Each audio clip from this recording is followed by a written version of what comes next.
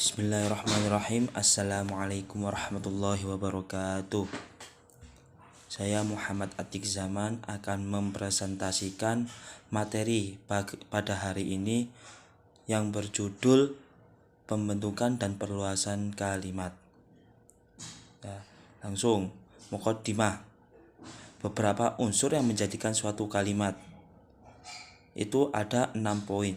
Yang pertama, fonem. Yang kedua, morfem. Yang ketiga, kata. Yang keempat, frasa. Yang kelima, klause. Dan yang keenam, kalimat. Di sini saya akan menjelaskan per unsur yang menjadikan suatu kalimat ini, yaitu yang pertama, fonem. Apa itu fonem? Fonem adalah satuan terkecil dalam bahasa sebagai penanda mati.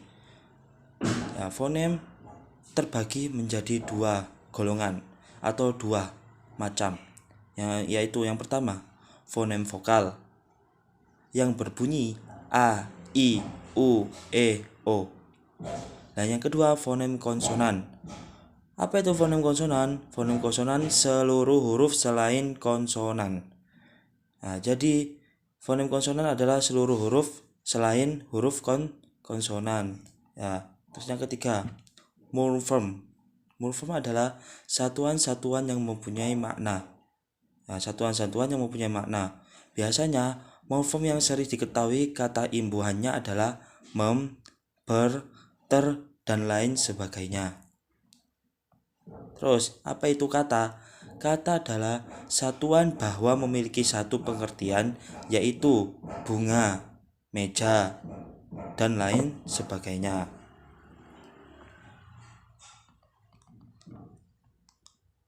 Adapun frasa. Frasa itu adalah gabungan kata yang tidak memiliki predikat, tidak bisa dipisahkan. Contohnya, sedang memasak hanya memiliki satu makna, kegiatan memasak. Terus yang ke klause. Klause adalah kumpulan kata yang minimal terdiri dari subjek dan predikat. Contohnya, ibu memasak. Contohnya, ibu memasak. Yang terakhir, yaitu kalimat. Kalimat adalah salah suatu bagian yang selesai dan menunjukkan pikiran yang lengkap. Itu yang disebut kalimat. Untuk selanjutnya akan diteruskan oleh Oktasha Nurfadila Al-Madhkuro. Seperti yang telah dijelaskan sebelumnya, kalimat disusun berdasar kata, frasa, atau klause. Unsur-unsur kalimat terdapat subjek, predikat, objek, dan keterangan. Untuk lebih jelasnya, saya akan menjelaskan satu persatu. Yang pertama, subjek. Subjek kata lain dari pokok kalimat. Subjek adalah unsur utama kalimat. Jadi, subjek itu penentu kalimat. Jika penempatan subjek itu tidak benar, maka maknanya juga tidak benar. Untuk menentukan subjek dalam suatu kalimat, untuk mencari subjek dalam suatu kalimat, kita dapat memperhatikan beberapa hal. Misalnya, yang pertama, subjek adalah kata benda atau kata yang dibendakan. Contoh, saya pergi ke Surabaya. Subjek adalah kata bendanya. Yang kedua, subjek adalah kalimat tanya apa yang titik-titik atau siapa yang titik-titik. Misalnya, siapa yang pergi ke Surabaya? Jawabannya, saya pergi ke Surabaya. Jadi, saya itu jawaban dari pertanyaan apa atau siapa. Yang kedua yaitu predikat. Predikat kata lainnya yaitu sebutan. Predikat adalah unsur penjelas dalam kalimat yang muncul secara jelas. Fungsi dari predikat itu membentuk kalimat dasar, unsur penjelas, menegaskan makna. Untuk menentukan predikat dalam suatu kalimat, kita dapat memperhatikan beberapa hal. Yang pertama, predikat dapat berupa kata sifat, kata benda, kata kerja, kata bilangan. Dan misalnya, ibu sangat ramah. Ibu sebagai subjek dan sangat ramah sebagai predikat yang menunjukkan kata sifat. Yang kedua, predikat didahului kata adalah, ialah, yaitu, yakni. Misalnya, presiden adalah pemimpin suatu negara. Predikat dari kalimat tersebut yaitu pemimpin. dan sebelumnya didahului kata adalah. Yang ketiga adalah objek. Objek adalah pelengkap yang membentuk kesatuan dalam kalimat. Seperti yang saya jelaskan sebelumnya, subjek dan predikat itu muncul secara eksplisit, secara jelas. Namun objek itu tidak seperti itu. Maksudnya seperti apa? Jadi objek itu mengikuti predikat jenisnya. Jadi jenis predikat dalam kalimat itu terbagi menjadi dua.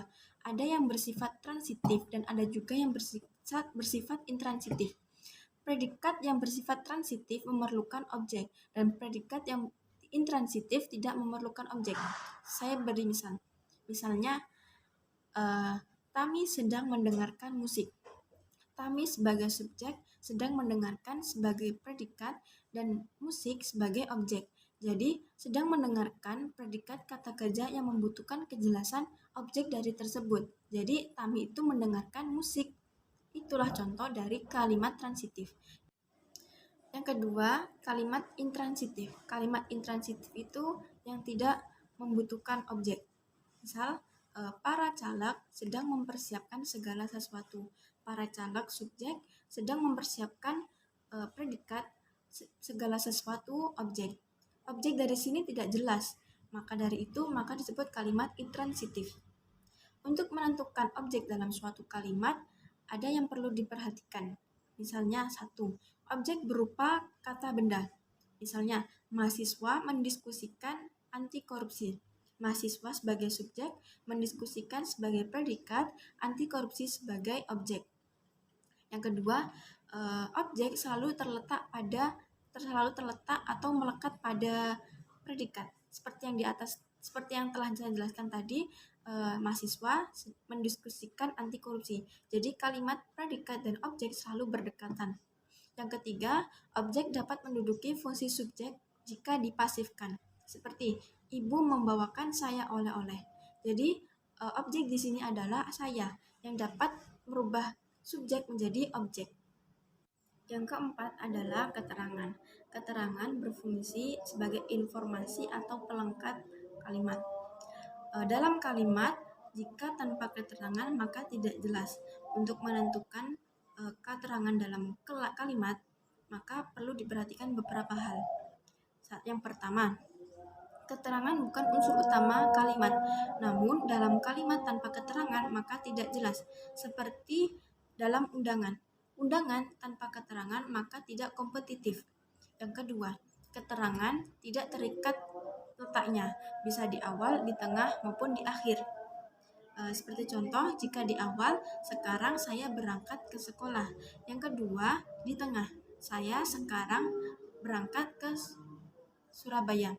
Yang ketiga, di akhir, saya berangkat ke Surabaya sekarang.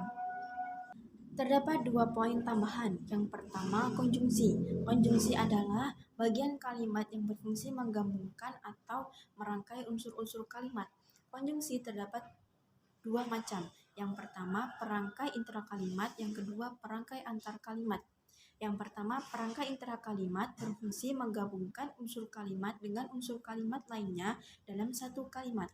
Sedangkan perangkai antar kalimat yaitu menggabungkan suatu kalimat atau paragraf dengan kalimat atau paragraf yang lainnya. Perangkai antar kalimat disebut dengan istilah kalimat transisi.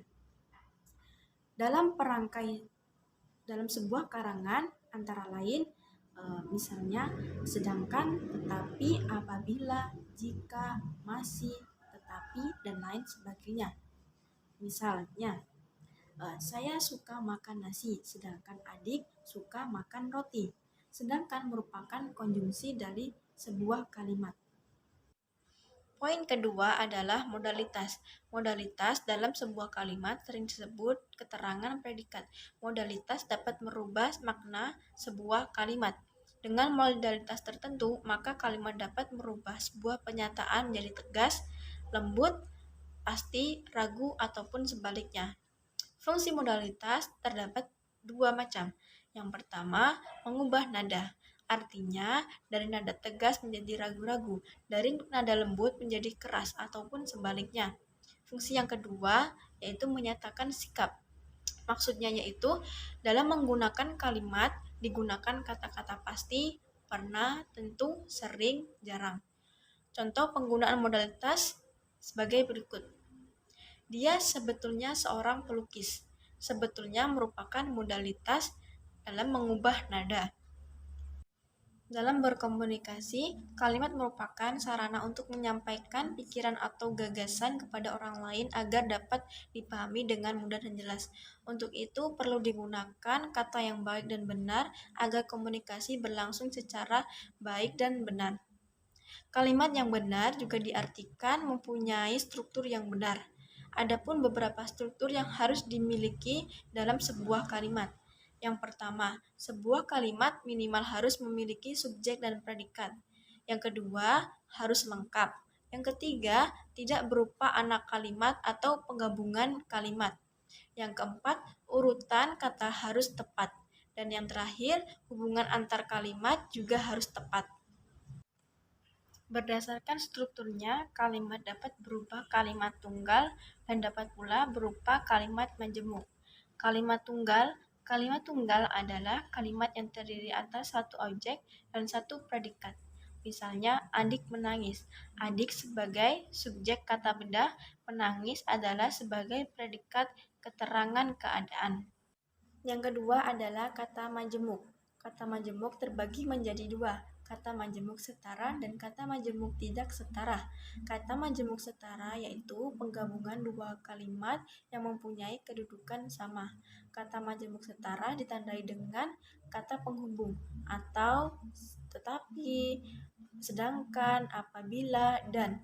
Misalnya, ada dua kalimat, saya belajar, yang kalimat kedua, mereka menulis. Penggabungan kalimat menjadi saya belajar dan mereka menulis. Kata majemuk setara yaitu dari kata dan. Yang kedua, kalimat majemuk tidak setara. Kalimat majemuk tidak setara adalah yang mempunyai kedudukan yang berbeda. Ada yang lebih tinggi, ada yang lebih rendah.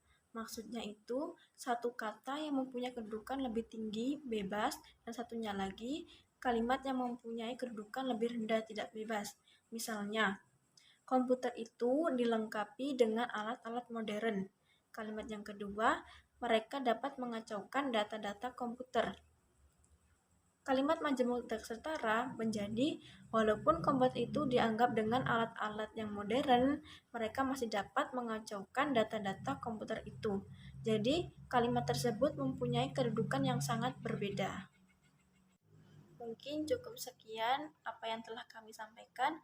Mohon maaf apabila ada kesalahan penyampaian kata, ucapan, maupun pengetikan tulisan. Kafainahuna kalami, astaghfirukum ala jamil akhta wal waflat. Assalamualaikum warahmatullahi wabarakatuh.